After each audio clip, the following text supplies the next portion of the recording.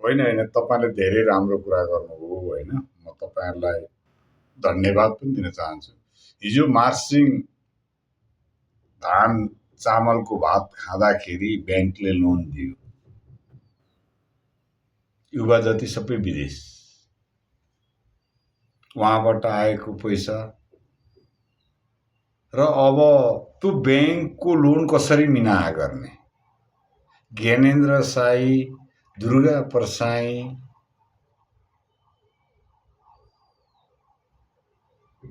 कमल थापाले राजा ल्याएर राजा आउने हो। मरेको मुर्दा फिर्ता हुन्छ कहीँ? तपाईहरु कसरी भन्नुहुन्छ? देशमा संविधान छ, कानुन छ, लोकतन्त्र भएको ठाउँमा 10,000 मान्छे लिएर राजा आउँछ। त्यो लास घाटमा लगेको मुर्दा कहिले फिर्ता भएको तपाईले देख्नु भएको छ?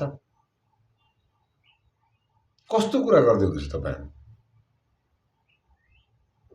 होला केही इतिहास रचनाको लागि केही कुराहरू गरेका होला, त्यो आफ्नै ठाउँमा छ, तर तपाईहरु असम्भव छ। अरु कोही आउलान्, नभए तपाईको कानुन र संविधानलाई तपाईहरु सबैजनाले श्रोड गर्नुहुन्छ भने 84 कुर्नुपर्ने बाध्य पनि हुन्छ।